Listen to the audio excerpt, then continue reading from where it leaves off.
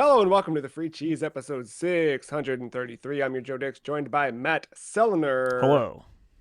The Free Cheese is a weekly video game podcast about video games brought to you once a week by thefreecheese.com. This week, we're taking a break from the list to travel back 25 years in time again.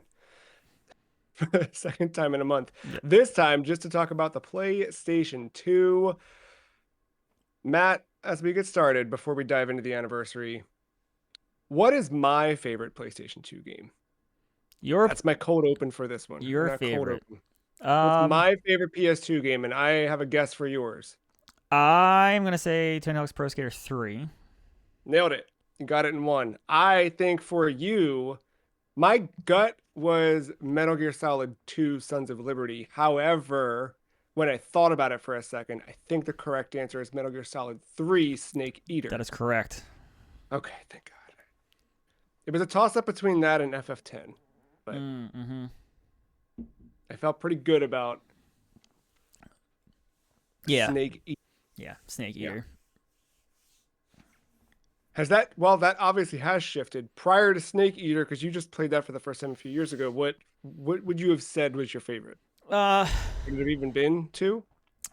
I might have went to Final Fantasy X at that point. There's no, well, we're going to dive in, actually. I'm getting ahead of myself. We'll dive into our top 10s together later on in the episode. And with that, we'll have a ranking, if you will. Before that, we should talk about the PS2. The PlayStation 2 launched. Do you know the date? No. October 26th, 2000. So as you're hearing this, yesterday, if you're listening to this, day it goes up. Yesterday, it launched in the United States 25 years ago. Of course, it launched in March 4th in Japan was the first official launch. But do you remember when you first heard about PlayStation 2? Was it something somebody made up? Was it a magazine? Probably a magazine. I don't have much more on that. Yeah, I'm with you. It was probably a magazine. It was probably,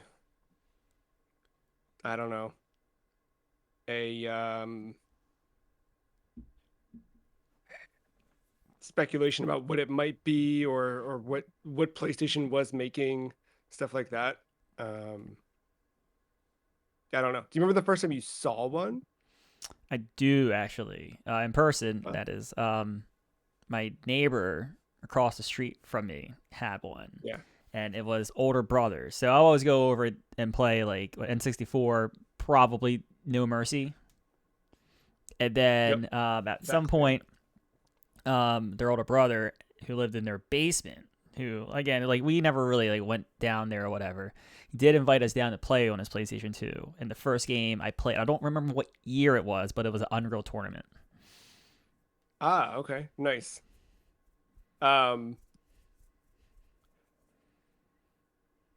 don't even remember. I think I did play an Unreal Tournament like at a friend's house or something, but I don't remember playing much of those until way later. I remember First time I remember. Yeah. I was gonna say I also remember not knowing how to turn on the console because he had it like right in a shelf where it was a very like you can definitely get your hand back there, but like who would have thought to hit the button in the back kind of thing? Yeah. So I kept hitting the reset button, nothing would happen, and finally put his hand back there and flipped the switch. I was like, whoa, what? There's a button in the back turtle. There's an extra. It did feel like it's. I don't know. It made it feel like this like level up. You're like, oh, it felt like you had to like really work to make it work. It felt like this elegant piece of tech. From like the top loader gray PlayStation 1 to this sleek, almost rectangular with this little specific design with the indents, smooth, and then that disc tray popping out at you. You're like, oh shit. Yeah, it really worked. Is that the one you got? Did you get a? I did have a fat one. Yeah. You remember when you got it? It would have been a couple years after launch. I wouldn't be shocked if it was or like the year Christmas? Or... before. Yeah, if it was a Christmas thing. I wouldn't be shocked if I got it like right before the Slim, maybe like the year before the Slim came out. Okay, yeah. I think that dropped in 2004. So Yeah. yeah. I feel like I first saw it at a friend's house. This was a kid who I was always at his house. He was the one I've talked about before who was way into Final Fantasy and JRPGs, and they never clicked for me, but that's also where like I mean, this was a year later, but he had the GameCube at launch, and I remember playing like Smash and Pikmin and stuff right away, and Luigi's Mansion. I think he had one. I feel like I also saw it in like a Sears or something. You know what I mean? Like some random store. And I remember my brother and I took it was like a tin watch. It was like a gift watch, like a Mm-hmm. a wristwatch, but it was like in there. We'd already given the watch as a gift, and then we took the tin back. We carved a hole in the top of it with a knife, and I remember it was like this jagged, like terrible, like slot in the top. Like we probably could have just bought a piggy bank or something. We took a piece of paper and wrote like across the top like PlayStation money and then a big two in the middle of it and then taped it around the front of this little baby cylinder thing. And we just put money in there as much as we could. There's a little like local flea market up the street that would happen every month or something throughout the summer or at least every spring. And I remember we went there, we sold everything. Like we sold our NES, we sold our Genesis, we sold our Pokemon cards, gone, liquidated, and still didn't have enough money for the PS2. And I think we ended up kind of like taking that and maybe buying games, and we got it for Christmas or something. But that one is still There she is. weirdly operational. I don't know if you can see that lovely marking on Yeah, it, which that's a custom design. I've told you this story before, right? I believe so. Probably told it on the podcast, but we had a little like it's probably like a I don't know.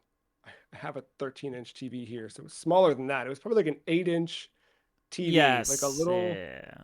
white tube TV that was previously like in the kitchen in one of our houses, and then when we moved, it became like the secondary living room TV because we had like a big TV, and then we had this teeny tiny thing just like on a table in the corner. The table was really wobbly, whatever, and then the table fell. The TV came crashing down on top of the PS2. You could see where like the speaker marking has left this permanent. It's like a dent too. Like I can feel it. And immediately, your aforementioned disc tray popped out.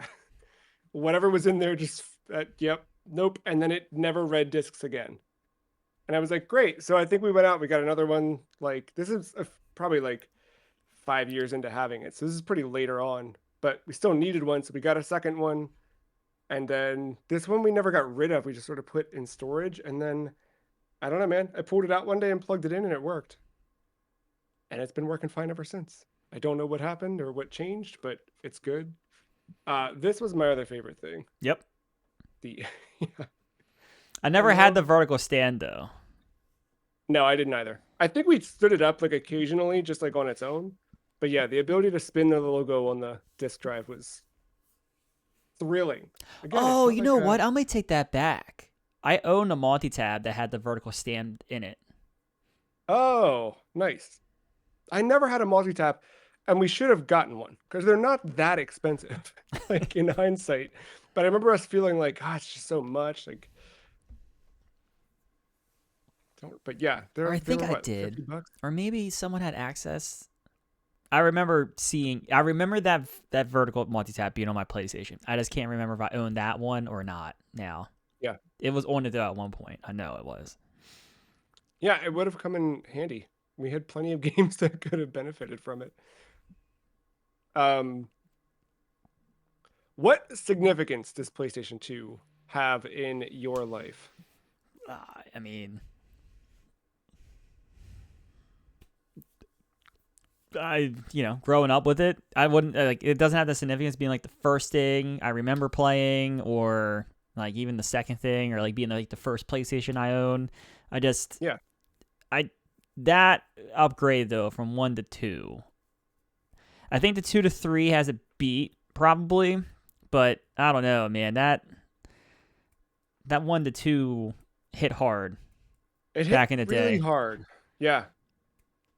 Cuz it felt bigger finally. Like, and it felt like this was the era where it felt like games could be anything. They could be movies if they wanted to. Like, not that Kojima wasn't trying this stuff on PS1, Yeah. but like for me, especially looking back at it 25 years later, PS1 was very much exploring what games in 3D could be. And then PS2 was, okay, we know what games can be. Now we've got the power to like realize all of that stuff, right? I think like if you look at sticking with Kojima, like Metal Gear 2 to 1, like seeing that direct comparison of like what he's able to do with that after trying so hard on 1 and seeing what you can do in a 3D space, I think is a lot. But also like going from something like, I don't know, Colony Wars. Oh, actually, Colony Wars is pretty intense on PS1, but like to I don't, or like seeing the jump from like the what is it LSD simulator on PS1 to amplitude or frequency or something like that, where it's like these weird experiment of like a rhythm kind of Yeah. music game experience to something like that really shifted what they were what developers were able to do.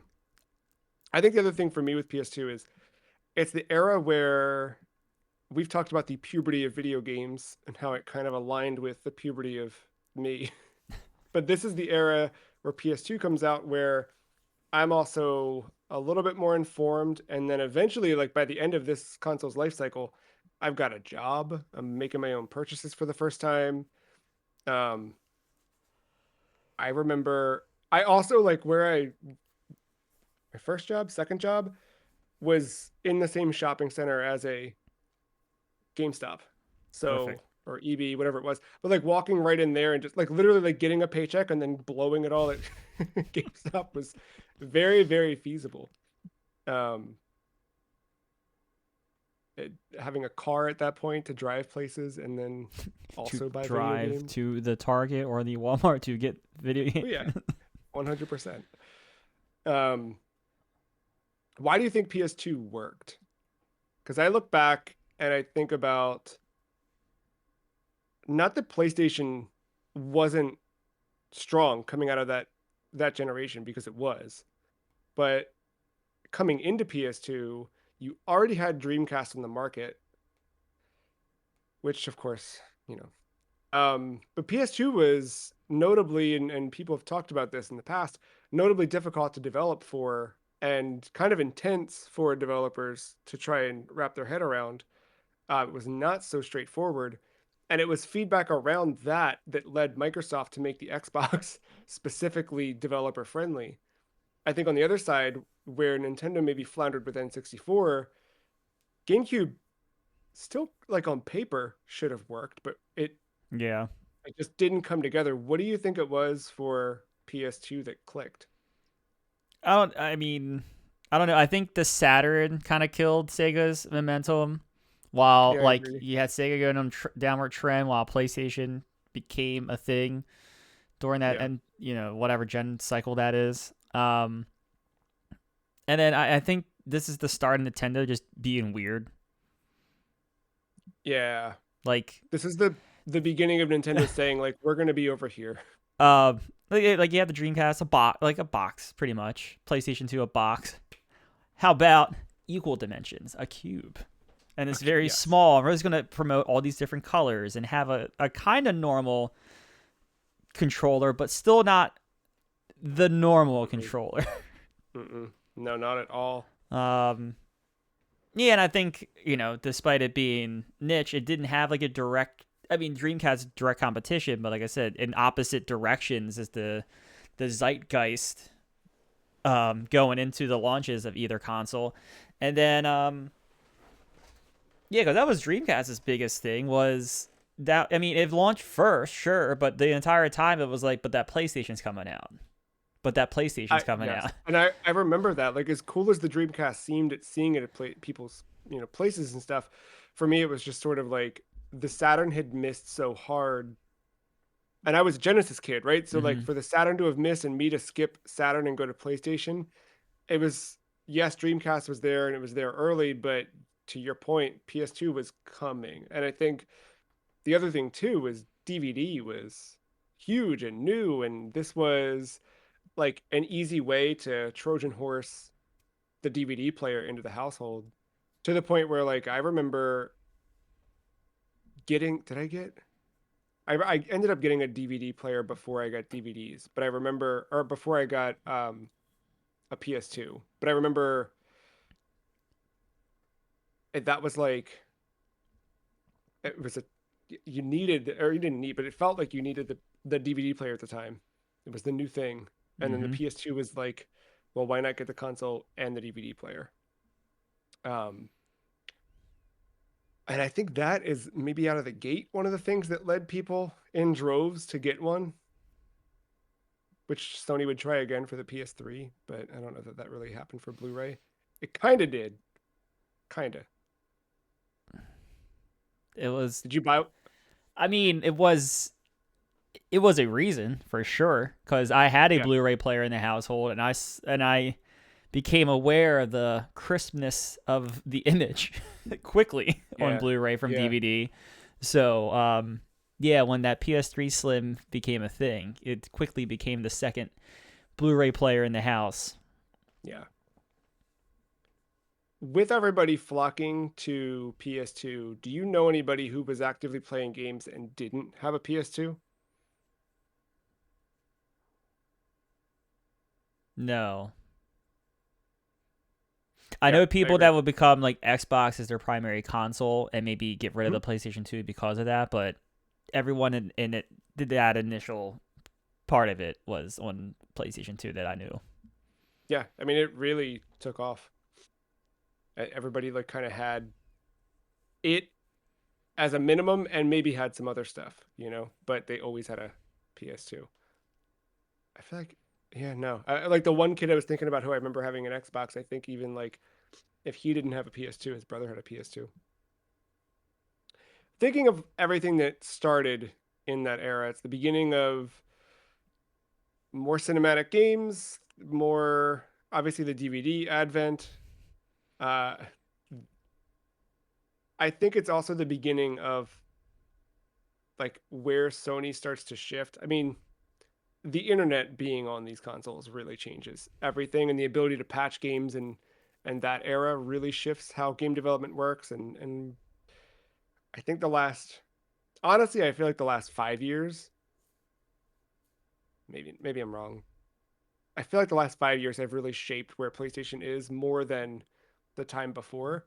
And I think like I think companies generally are they're not reacting so much, but I do think that things are such shorter now. Like you have to kind of be quick to iterate, even though game development's taking much longer to do, but you've got to be chasing what's hot while also maintaining the fact that you've got long development cycles.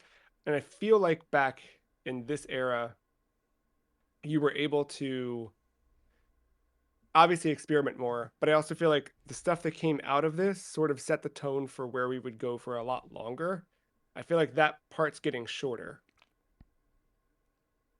Point being, what I can see where a lot of things started on the PS2, but what genre specifically started on PS2? Are there any types of games you remember like standing out? Um, the online shooter, Yeah, that really hit hard. SOCOM. Having that network modem, yeah. To that end, would you say stuff like obviously there were MMOs before FF11, but would do you think that that is significant enough to like shepherd in an era of console MMOs or Yeah, wider I think acceptance? I think it put the proof of concept in there for others to do it. Um, Because I think you don't see another big release like that until I think DC Universe Online, if I'm not mistaken. There was that one. What was it called? World of Warcraft. But other than I that, meant on yeah. console. Sorry, I'm Oh, I'm well yeah, aware of no, World of Warcraft. no. I was thinking through like what MMOs came out. Yeah, no, you're right. I don't think so. I think you're right.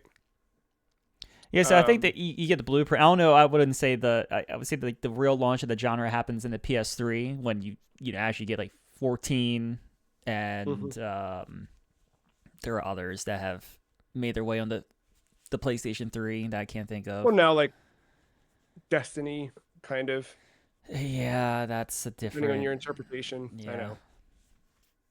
the live service Um, game. yeah. I also think not necessarily the open world, but I think the modern open world game certainly started here with Oh GTA. yeah, yeah. Um, that had a huge impact. We did have the what felt like never ending, but in hindsight, pretty short lived. Uh, plastic instrument rhythm game genre was hot for a good bit. But also, like, there was all that stuff. This was definitely a peripheral era. Sony was trying a lot of stuff with the iToy and the SingStar microphones. They had the Buzz trivia game thing. There Mm-hmm. was a lot in that era um, to mess around with peripherals, which you really don't have that anymore, man. Like stuff like that No. is an app at best. Yeah, but you also like don't have the manufacturer. I don't know. I will say Sony does try weird things though. Like they're making computer speakers. I know. Yeah. And Computer they speakers, have they did the like their AirPods and stuff like that. So they're yeah. it's not it's not as what it once was, right? And it's different stuff. But Yeah. Sony still is in that weird market from time to time. Get weirder, dude. Like maybe this is gonna be wild. Check this out. Oh, of course it's in the back room. All right, well we can use this one as an example. Oh wait, no, it's right here. What if? What if they made a PlayStation that was like it fit in your hand? Like and it could be like thrown into your pocket. Like I'm not talking about The Portal. yeah. No. But you got to decide, you want flat fingers or comfortable grips? Flat. Flat and fat. That's what I'm saying, dude. I'm in. Uh we talked about all right, a couple genres that started. What about genres that died? I wish I could say the plastic era, but no, that went to the next gen. Yeah, it did.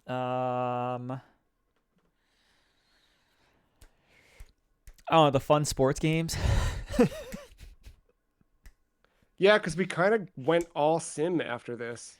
Yeah, well, what happens to that, and then what happens too is the first like PlayStation or 3 version or the next gen version, they get so stripped down in their features, and some of those features have still never come back into a game. Yeah. Like Madden 2004 and 2005 had a fucking podcast you listen to between Really? each week. It was like a radio show, but like Yeah. But you could listen to it between weeks and it would like recap your games, and nothing like that has ever been back since.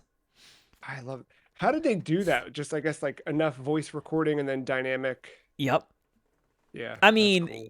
after like a season, you Yeah. get the It's gonna same be, thing, whatever. yeah. But like ESPN NFL football, like they took advantage of ESPN, and like ESPN I think it was called Primetime was their NFL one of their Hmm. NFL shows, but like you could hit like select, it would be a recap with Chris Berman going and with like all the classic Sports Center graphics, and then like three of the games they would like generate like a random clip that would happen, like these big touchdown runs and whatever. Like they don't do this shit anymore. Now I know they tried to No, add stuff to Madden and like this past year or whatever, but it's nothing's ever going to be the same as that stuff. But yeah, these super no. feature rich without having to sell cards.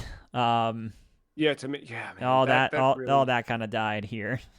killed all that. Um, It's not a genre, but the Dreamcast died because of PS2. Sega died. Sega died. Yeah, I would say Sega went Sega. third I place. think Sega actually died for a second, and then someone shocked Yeah, them back to life here in yeah. recent years. I think another part too with that era is to your point of like I think at this point, right, like video games become a much bigger machine than they once were. Like, I think the PS2 was the first time where suddenly it's something in the living room and it's something to be taken seriously versus oh, it's the thing the kids play with, you know, but the that audience is growing up, more people are playing, and I think with that you end up um it's a business now, right? Like, of course, today it is, but this is like the beginnings of that part. And I think with that, you end up seeing a lot of iteration and a lot of, okay, that worked, keep going. And you see those things kind of burn to the ground with, I'm looking at Activision heavily, but we had Tony Hawk, yeah, 3, top of my list for like not just PS2 games, but probably all time games, right? Like, it's a toss up between a couple. And by the time you get to what, I mean, not, dude. I mean, even by 4, I was already like, all right, you're losing me. Then you get American Wasteland and Proving Ground and all that stuff. Project 8. By the time you get to that, it's like you killed it. Guitar Hero killed it. Like it went too far. And I think companies started to become too reliant on something that's safe. Um, they tried to, Activision especially, tried to ape the sports model by putting out something new every year without like I don't know, really understanding what that meant, I guess.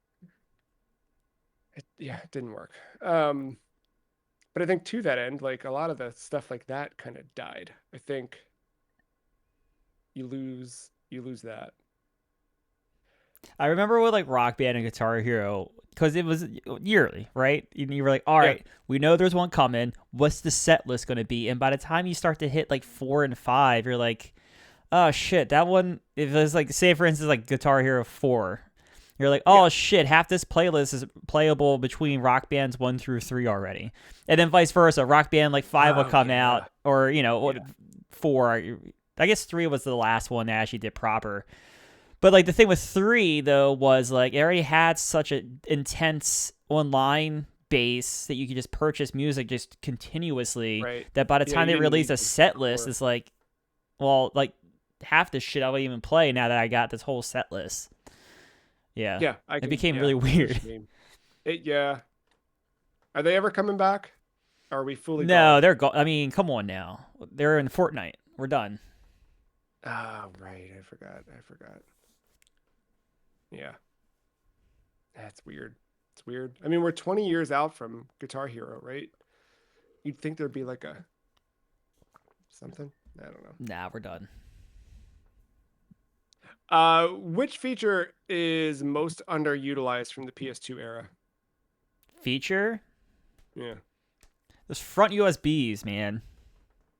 Oh, I yeah. don't think I ever used that. No, not at all. I don't even know what you do with them. uh, Truly. I feel like SingStar microphone. Oh, that makes sense. Yeah. Yeah, that's fair. I don't think I've ever plugged anything into one. Maybe. I might try to like charge something, but I don't even Yeah. know what I'm trying to think about. Like I don't even know what I'm charging back then via USB. Like that's not that's not prevalent like the PlayStation 3. No. Was there PSP connectivity through that port? Probably. Kojima probably did something. Don't say I probably. The 4 didn't know what a PSP was or a Vita. they Sony botched it with the 4. They they didn't think that one through. The 4 also didn't know what a PS1 disc was. Yeah. Terrible. One that I always forget about until we've been going back to games for the list and revisiting stuff is the pressure sensitive face buttons on the controller. I always Um, forget that's a thing until we accidentally put one on the list. yeah, but sometimes it kind of works out. Like with Tokyo Extreme Racer 3, when we played that over the summer, I noticed when I was playing with my DualShock 2, I had to like really push to make things Yeah. go, and I swapped to a DualShock 1 because they were just analog and easy. Um, or digital, not analog. Yeah, digital. Um, yeah, a lot easier. Um, I lost my place in my notes. What about influence? What games back then do you feel like are most influential to the current gaming landscape? Current, I think you kind of nailed it on GTA 3. Like That did, yeah, that that lit a that fire. that that hasn't. I don't think that's gone away. It's been iterated upon, but the core design of open world game is still that. Um, I don't know. With sports, kind of the beginning of simulation. Um, Yeah, and then I would think like just storytelling in games. I think you start to get some really story heavy stuff that you weren't really getting when PlayStation, just yeah, outside of Metal Gear and Final Fantasy, but um, I don't know, like a even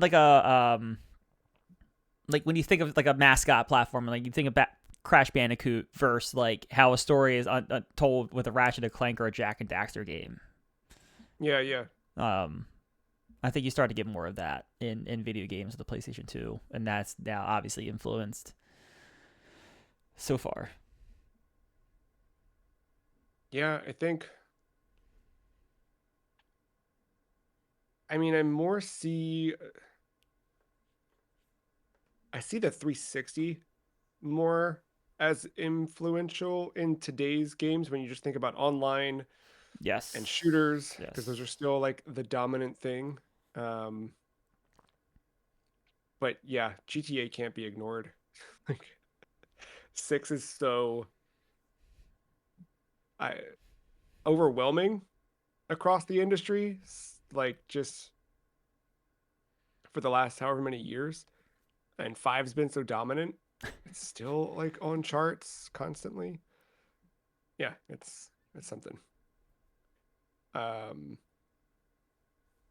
the other thing, so there's there's games influential for today's gaming tastes, but I think there's also games influential for our tastes. I think for me, going back to the PS2, it's weird because this is an era where I'm growing up, so games aren't necessarily like a constant. They're there, right? But they're not like they are now, where it's something I do almost daily, and we talk about it every week and all that stuff. But it is something that's like it's there. Like after school, friends would come over and we're playing Gran Turismo or GTA or whatever else. Um, but I do look at like the core games I played back then, and now that we've revisited a lot of PS2 games, I look at those things as sort of what has shaped my taste because I think PS2 probably more than anything shaped. I think the same way that you can look at like the music you listened to when you were a teenager is probably close to what you're still listening to now, or it's at least influenced the stuff. Like you Yeah. can, Yeah. there's a line you can draw There's a back, through and it's line, the same right? thing. Yeah, there's a thing like even though something like Katamari I wouldn't play until much later, the sensibility behind Katamari is one where like playing that, knowing that it came from that era, it has influenced or that type of game, just this like core single player experience that's doing something weird and different. I look for that all the time now. Is there something you can think back to or the types of games back then that you feel are the most influential in your gaming tastes? It. I think I've fallen out of love with a lot of the stuff that I played back then. Like Yeah. outside, like probably like my top 10 games or whatever. Like sports games were such a big deal to me, and I really don't play them anymore because I feel like they all kind of suck. Yeah, I They, know. or they suck the soul out of you while you play them one at a two. Um, Yeah. I mean, playing NBA Live, man. I'm just trying to get Luca and the Wizards, man. I'm not trying to sell. I'm not trying to buy virtual coins to obtain him. I'm No. just trying to trade some draft Or his assets. shoes to Yeah, wear for like one fuck game that, until the dude. next one comes out. It's one. It's one Luca and the Wizards. Yeah, But it's funny though. Like there is a game that I played in recent years that came out on PlayStation 2, Shin Megami Tensei 3, Yeah. that has gone on to influence so much of what I play. Not just like the JRPG, but just like going after some of that weird stuff or not being afraid to step outside like my wheelhouse of like a third person story based shooter or whatever that you probably hear me talk about week to week. Yeah.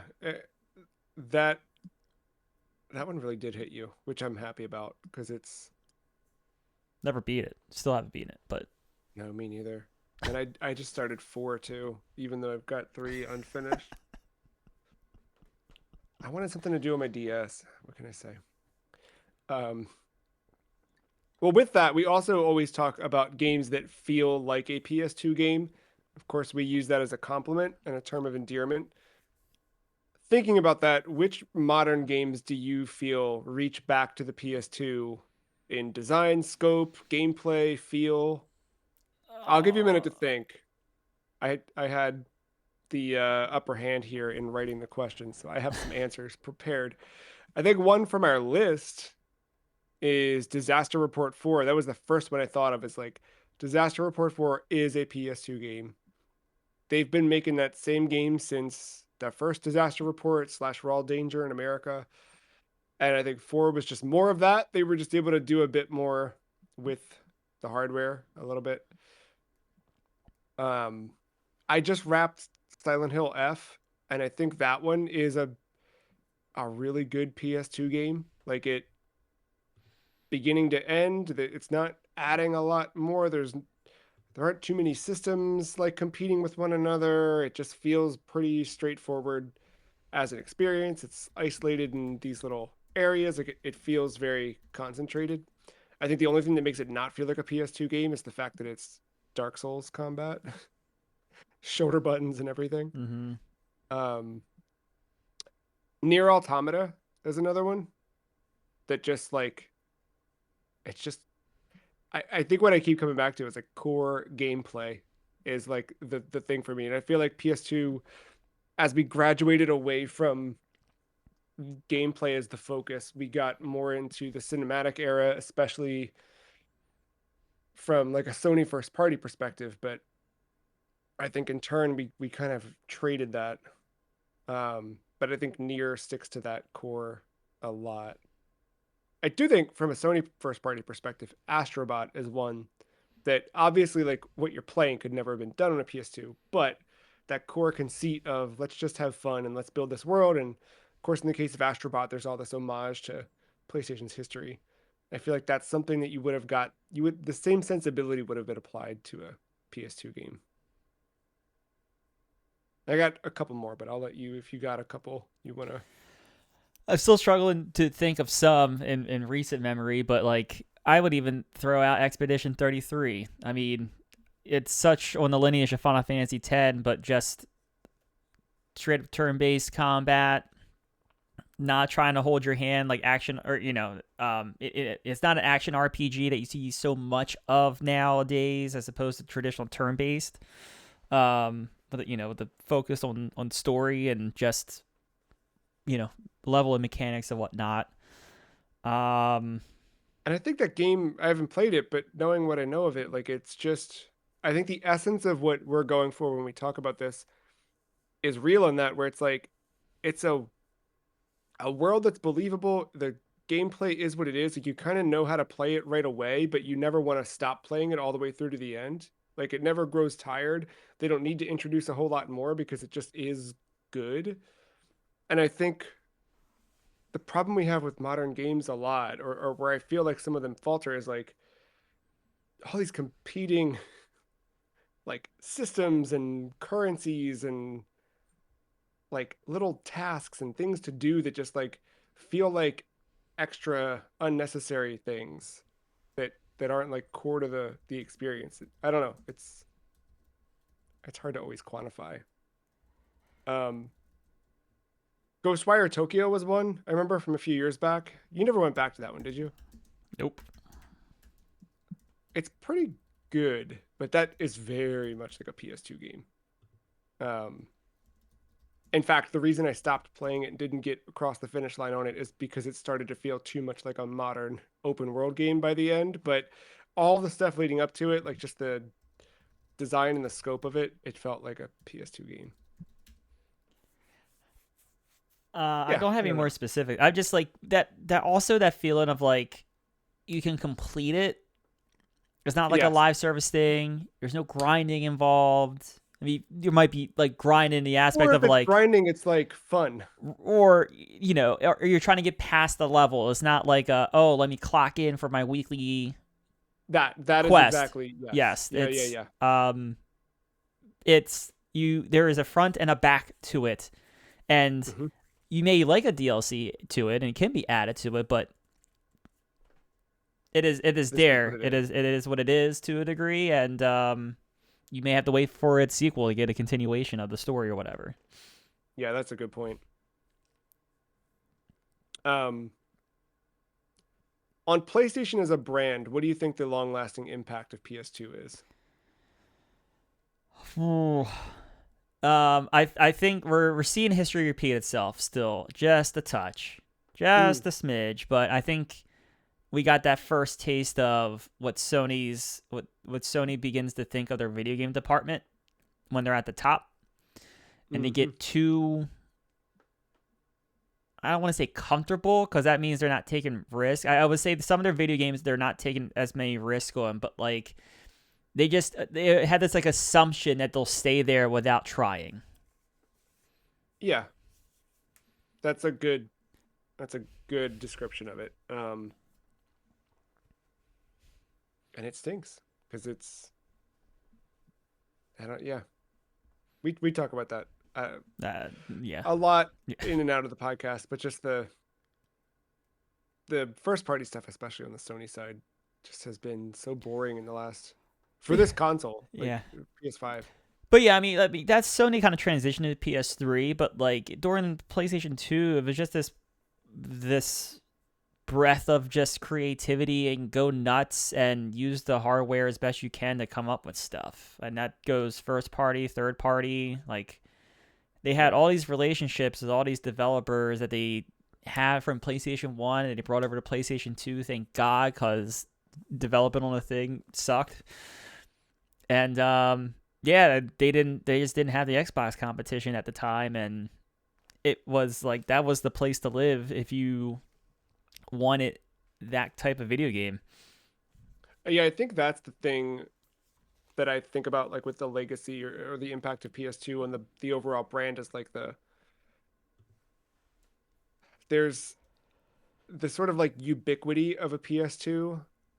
It kind of became like, well, yeah, if you play video games, you have a PlayStation. And I think Xbox definitely dipped into that with the 360, but PlayStation quickly reclaimed that with the 4 and then the 5. Like whenever I talk to normal people who are not in this stuff, you know, people who don't know who Jim Ryan is, you know what I mean? Like those people had a PS4, they have a PS5.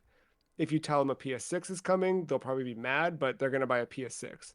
They're not going to buy a ROG Ally X. Also, like Yeah. I think this continues into the PlayStation 3 for better or worse until Mr. What's it, Kevin Butler becomes the icon, but Sony's advertising on PlayStation 2 is just so fucking crazy and weird. Yeah, they did a really good job. PS1, PS2 had such good stuff. We don't get that anymore. I No, don't know. no, I you don't see don't. commercials anymore. But No, you yeah, do not.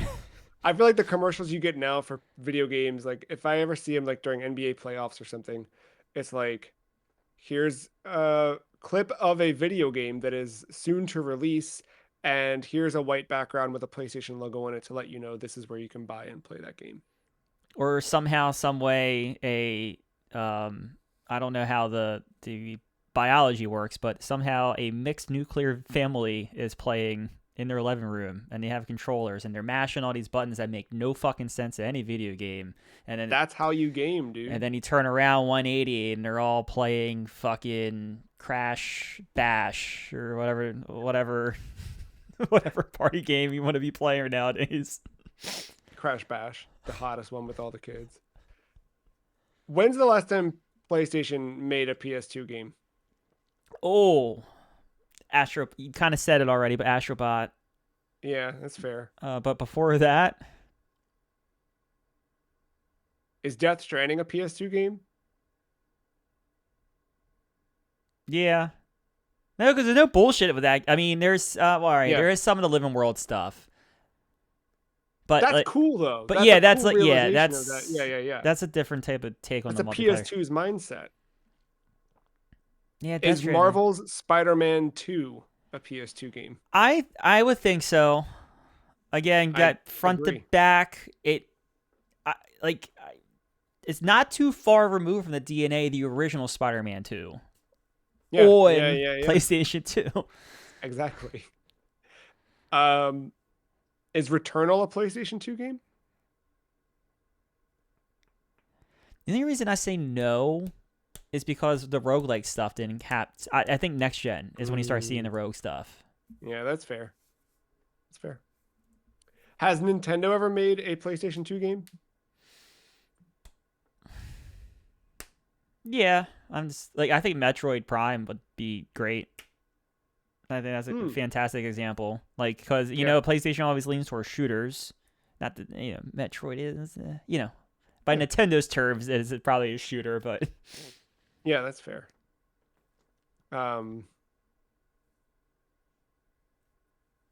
Yeah, I feel like Twilight Princess is kind of PS2y. just dark.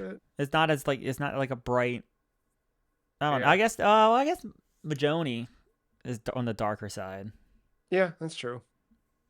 That's a good question. Are there any games made prior to the PS2 that you would consider a PS2 game? Is BSX XXX just a PlayStation 2 game, or is there a PlayStation 1 copy of that? BMX? Right. Yeah. Yes. Were you crossing SSX? Yeah. No, that was just PS2, GameCube, and Xbox.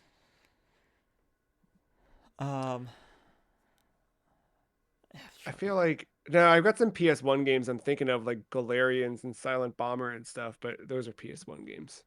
Those are PS1 games, dude. Yeah. I mean, Well, before we jump into, I was gonna say Metal Gear Solid. That'd be the. Yeah, that's a good answer. That's I think fair. Gran Turismo, maybe 2. Yeah, they all. I mean, they all look so good. That's the one thing about like jumping ahead because I'm actually gonna bring this back a little bit. Like Gran Turismo, like car games are still the thing that when I see like that next gen console, I'm like, damn. Yep. That's next gen. It's always been cars. Gran Turismo did it so well that it was exemplary in that. And you were talking about some jumps in graphics and stuff, and I kind of brought up I thought the 2 to the 3 is probably the bigger impacted one, but that 1 to 2 one, seeing it for the first time, like when you compare the cinematics in Final Fantasy 7 and then you look at 10, it's dude, like night and day. That was one of the like holy because shit. In 7 it's like 7 is, hey, we made these 16-bit characters 3D. And they look people-ish, but they're still cartoony. And it's not even like Uncanny Valley or anything like that. It's just sort of like PS2 stuff when you start seeing those characters. And same thing with cars. Like when you see a car on a PS1 game, you're like, well, that looks like a car, right? Like, look at the detail. The wheels move. But when you see a PS2 car, you're like, wow, they modeled like that. Looks like I could get in it and drive. Or at least it did. Probably doesn't now. It might still now. I give him credit. Yeah, PS2 was a thing, man. You don't have yours anymore, but you know where it is, correct? I believe it's out of state nowadays, I believe, yes. But I know exactly who has it. Okay, so you could obtain it again. I could. They are doing cool things with it though. They got Okay. I think they have like a modded PS1 card and a copy of NFL Blitz, and they keep fucking updating. They like Okay. they do stuff with it. Maintaining blitz with rock. That's good. I like that a lot. Oh no, Uh, sorry, not NFL. NFL Street. NFL Street. Even better, dude. Street. I didn't know people were doing mods for Street in 20. That's They're not good. really doing mods. They're just updating rosters. So like, if you're the Ravens, you now have like access to That's Lamar Jackson instead of fucking Kyle that's Bowler. that's really wild for NFL Street of all games. I know. Um, I still use mine. Like we've had a lot of PS2 games in the list, and I do that. I still buy PS2 games. PS2 games are generally pretty cheap. Not everything, but It's you any can still do console. pretty well. Well, I guess not card Yeah. based stuff, but yeah. The other thing that's been dope, and I want to shout out,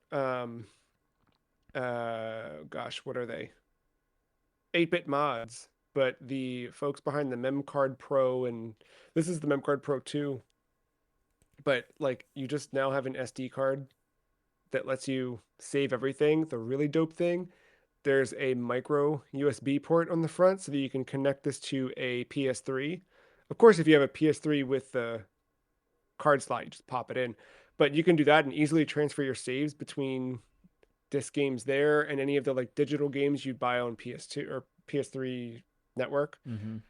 But that thing's been great. And then, because these things I had to like go through and clear out like some of the stuff where I was like, well, we rented that. I'll probably never play, and I like felt bad deleting some stuff off this one over the years, but now I don't have to. I copied everything over to this and yeah, got everything intact because that mattered back then.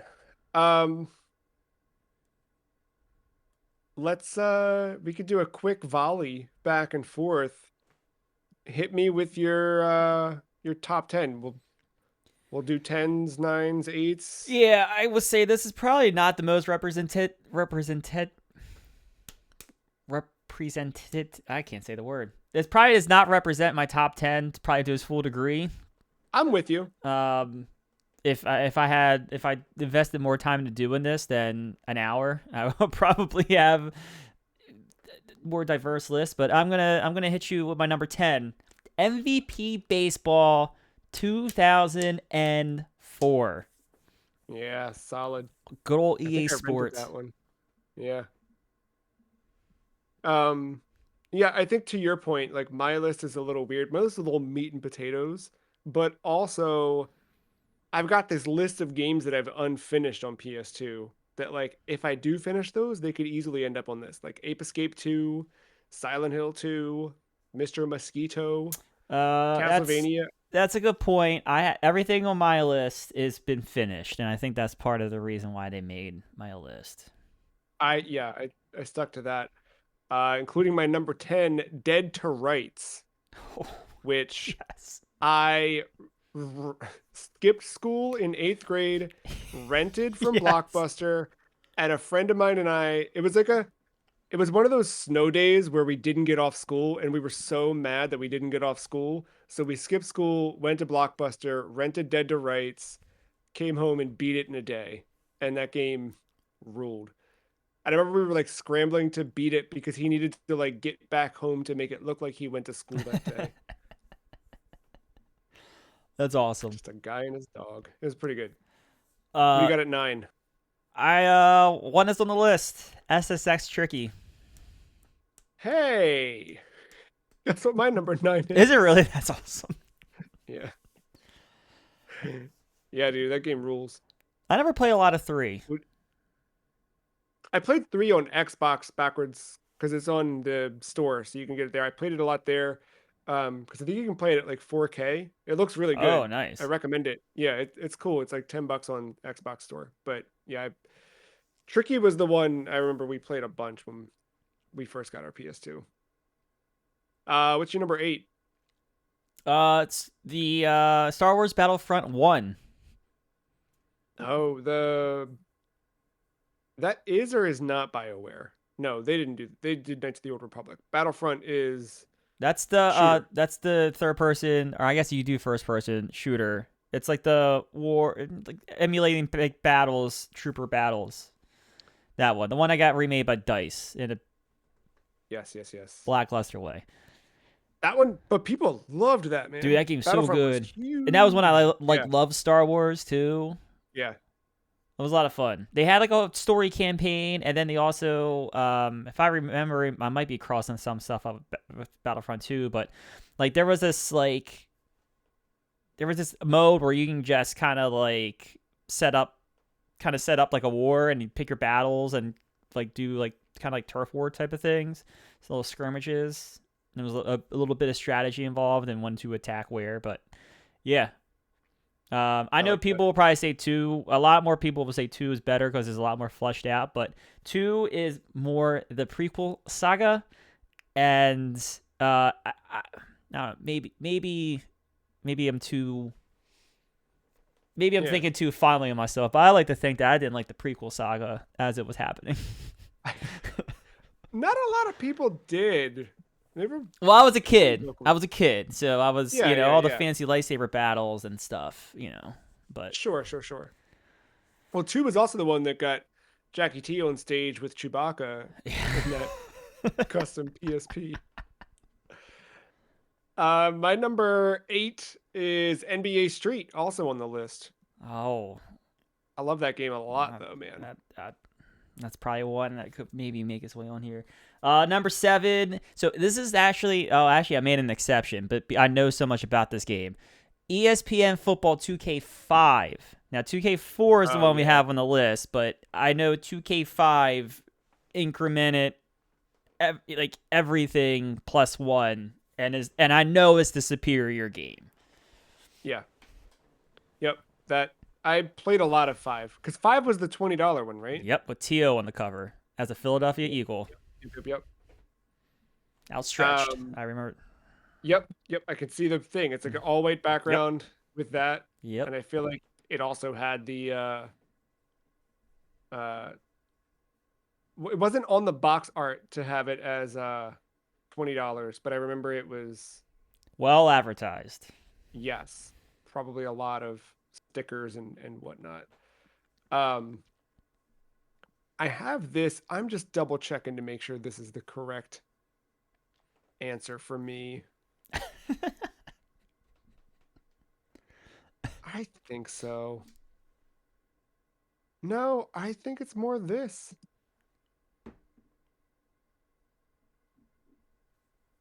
I don't know, man. Okay, what I have on my list for number 7 is The Simpsons Hit and Run.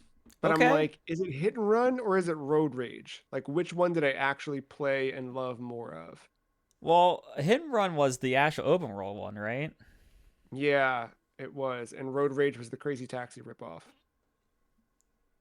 I'm gonna go Hit and Run because that was what my gut said earlier. Yeah, let's go Hit and Run. What do you got for number 6? Tony Hawk's Pro Skater Underground. Oh, dude, I completely forgot about those. Underground. Yeah, Underground was so I good. love that fucking story mode. It's so corny too, in I hindsight, but know. it's awesome. Yeah, Thug. Classic, classic. No, it was good, man. Eric Sparrow. Villain number worst thing since Gary Oak, you know? This is one that I did not play until much later, but I mentioned it earlier. Number 6, Katamari Damacy. Damashi. Um, very much like first time playing through that one changed everything. Changed what I thought about video games. Maybe more on that one sometime next year. Ooh. What do you got at number 5? Jack Daxter, the Naughty Dog classic. Okay. Yeah. I didn't play that until the PS3 collection, but I liked it a lot. When I officially owned a PlayStation 2, that was the first game I played. Dang, nice. Did you go all the way through those 2 and 3? Nope. I keep falling off of 2. It's so weird. I know. I did the same thing. I was like, I'm gonna get a platinum in all of them. I got the platinum in Jack 1, started Jack 2, and was like, I'm gonna go play Sly Cooper. Number 5 for me is called Guitar Hero 2. I that's not couldn't on the not do list. it. Yeah, that's not on It my list, was but it probably should be. it was like I remember playing it so much. I mean, that was it kicked off Friday Night Pizza Party. It grew friendships that still last today. Yeah, Guitar Hero was wild. What are we at? Four? Sorry, Four. my actual PS2 is blocking the spreadsheet. So Number four for me is Metal Gear Solid 2 Sons of Liberty. First ever Metal Gear game I've ever played. Remember being yeah. just blown away by like what that game could and couldn't do. I loved that game despite not knowing what the fuck happened in the last quarter of that game and not understanding that game completely until playing it just a few 20 years years ago. later. Yeah. Yeah, yeah. That game's awesome. Yeah, that one like even back then you kind of that one was another one that felt like GTA in terms of like the weight of a game or a franchise. Number four for me, Need for Speed Carbon. I don't know why Carbon is so good, Carbon's a but good Carbon game. is so good. And it just something clicks, man. Funny enough, I have a friend that played a shit ton of that game and would like know the dialogue lines of the characters during Oh man. cutscenes like that much, and it was on a GameCube of all systems. Yes. I had that for I think I just rented it for PS2 over and over and over again, and then I bought it for Wii at some point. Once I had a Wii, I love that game a lot. I need to get another PS2 copy because I don't have it. But yeah. Number three. At 3 is GTA 3. Are we? No, I'm not there. I've got GTA 3 at number two. Ooh. Uh, yeah, I debated like, is it three? Is it Vice City? But like three is the one, man. And when I go back and I look at like which locale I like the most, like I love Liberty City so much more than Vice or San Andreas. So Just so good. I actually think I like Vice City's locale better, but I hate that section of Vice City. I've actually never been it because I hate this section of Vice City where the story beats stop for you to do your rackets, and you have to do the mission, Oh the yeah, racket yeah. missions. I fucking hate. I always hated that part, and I always come to a complete halt, in that game Yeah. because of it. And then I never really played San Andreas. I mean I've touched it in years past, but not enough to like even like give it a definitive like review or rating. I know it added vaulting. That was Yeah. awesome. I did it. Yeah. That one also had like the skydiving and stuff. Like there was a lot of weird stuff you could start to do I in that like the game. idea of the turf war stuff until It was cool. I played it for 2 hours and the turf wars just kept fucking happening. Yeah, you're always kind of getting got. That wasn't great. But yeah, I mean that hit like right in the era where I think that came out when I was like 15. So it's like right in the era where I'm watching movies all the time and buying DVDs all the time. So I'm seeing a lot of the stuff that influenced both Vice City and Yeah, yeah. San Andreas. But I don't know, something about Liberty City, the tone of it just felt good. Like I could, that's like a really good comfort food. It's just, I might pop one GTA 3 tonight, actually, that we're talking about it. The game's just so good. My number three was Tokyo Extreme Racer 3. Oh, A little one from the list. It's just a vibe, man. It's so good. I debated if that fit or Need for Speed flip. Ask me tomorrow. What's your number two? I have Final Fantasy 10. Smart. Yep. And I mentioned Grand Theft Auto 3, my number two. And you mentioned at the top of the show, So we both nailed it. yeah, Metal Gear Solid 3 Snake Eater at number one for you, and Tony Hawk's Pro Skater the third at my number one. If you want to see the list of our favorite PS2 games and how they all stack up, head over to thefreecheese.com and look for that list there. We got a bunch of lists up there too, including the list where we rank video games every week. We've had quite a few PS2 games hit the list. A rough estimation of that puts us at about 25 games on the list that are on available on the PS2. We didn't always play them on PS2, Yeah, got it. but they are available on the PS2. We've had 25 so far. I forgot about Bully, man. Bully was good. Oh yeah, Dang good. We had some, yeah. we're going Burnout back to 3. that well though. Yeah. Yeah. Stay tuned. Um, Amplitude we have on the list. Pretty solid. Amplitude so it's so if you want to get out your PSP, Yes. Rock Band fucking unplugged. Brings back the Amplitude goodness. Yeah. A lot of games on the list. More to come next week as we discuss Monster Hunter Wilds, and we will be ranking that on the list. Let's come back for episode 634. If you still got your PS2, enjoy it. Have fun with it. Play something fun on it. Tell a friend to come over and play a PS2 game with you. Until next time, thank you, Matt. Thank you all for hanging out with us. See you next week. Bye.